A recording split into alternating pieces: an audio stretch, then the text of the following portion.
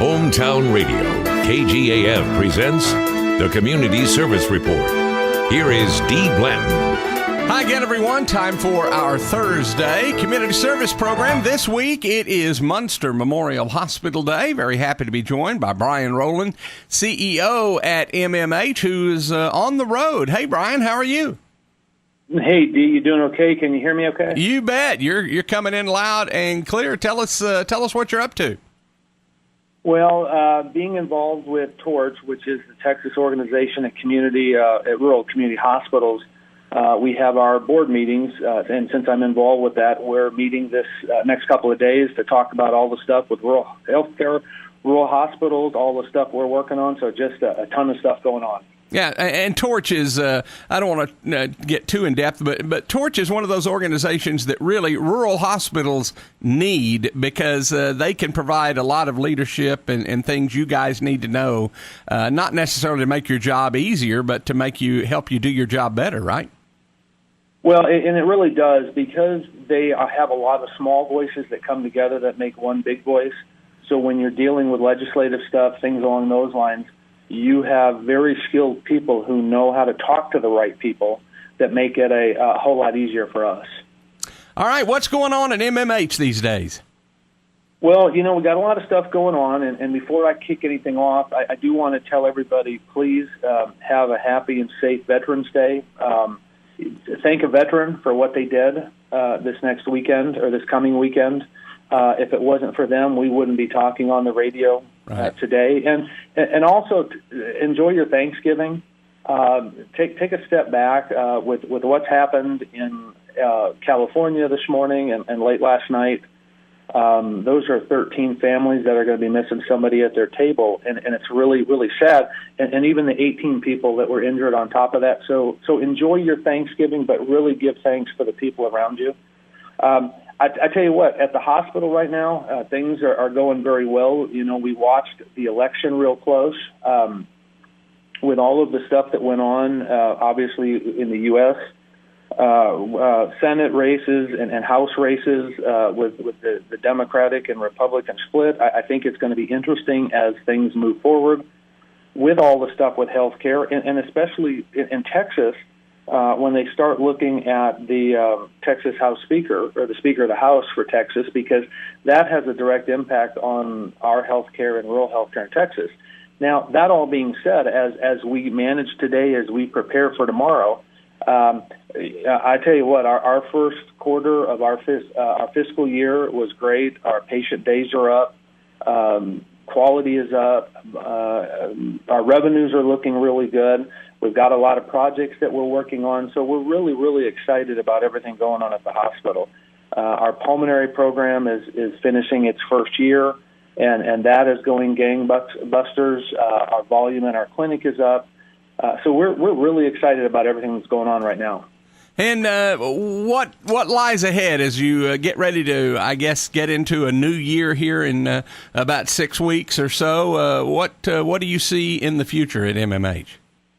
There's a lot of things. We're a rural hospital, but our goal is to give care just like the big hospitals do, the larger facilities, but in a smaller, more caring, hands-on nature. So, right now we're really looking at what are some of the services that we could potentially bring to Muenster to provide that quality of care where people don't have to leave to go to the bigger cities.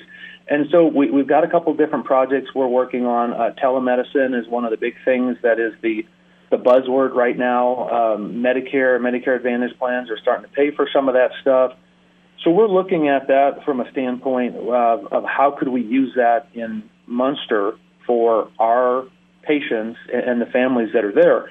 We already bring some of the specialty doctors in, but are there more things that we could do for the folks in Muenster without them having to leave? So that's one of the big projects we're working on.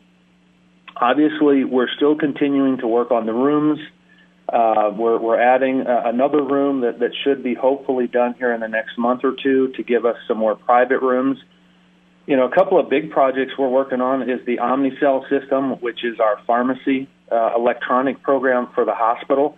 where everything is set up basically in a machine, and from a patient safety standpoint, it's a lot safer when we're handing out the meds because it's very direct in what you can and have to do. We're working on, obviously, the portable X-ray machine that we installed here a little while back, which is great, and we're moving forward with that. The retail pharmacy, we've got stuff we're working on there to better serve our customers, to look at our inventory, and even our X-ray. Our X-ray department, we're looking at better software to take care of the patients. Obviously, with the capital improvements that we got approved at the last board meeting, looking at safety and security. We're going to be installing, I think it's up to 31 cameras in different places with a really good integrated system. So really excited. And I know I'm talking fast, but we just have so much stuff going on that it's really, really excited as we look into this next calendar year. And speaking of the next calendar year, of course, and you alluded to it briefly just a little while ago, the legislature will be back in session in January. And what are some of the issues, some of the concerns you guys are going to be keeping an eye on with them? You know, a lot of it for a lot of the rural hospitals is volume driven, because CMS is now looking at, and the legislators are looking at hospitals that don't do enough volume. Looking at forcing them to change or changing their type of payment methodology or even their type of hospital. And so that could be detrimental to small hospitals. Again, the reimbursement is always the big one. It seems like, the goal is to rob Peter to pay Paul, and it seems like the hospitals and Medicare is Peter. And so how do we ensure that doesn't happen? We're looking at the trauma care. We're looking at what can be reimbursed through telemedicine. So a lot of things that are going on. I mean, I've got a list of probably 36 bills right now that we're looking at that Torch is going to be involved with that affects rural hospitals. So a lot of stuff. Well, I know it's a busy time, and hopefully these meetings you're at with Torch these are held regularly. What sort of outcomes usually come from these meetings? Is it just a matter of new information and better ways to serve? It's a little of both. One of the big things I get is sitting around with a bunch of rural hospital CEOs. We talk about best practices and what we could do better in our hospitals and what works and what doesn't, and who's tried what and who hasn't. So actually it helps us build a better mousetrap because instead of us trying everything new every time, we have a whole group of rural hospital CEOs that are trying different things. And if you can take that information and bring it all together, it actually helps strengthen our facility by gathering that data as we speak. All right. Well, best of luck. Hope you gain a lot of good data at those meetings, Brian, and we'll visit again hopefully next month, and have a great day. Definitely. You too, and be safe, okay? All right. Thank you.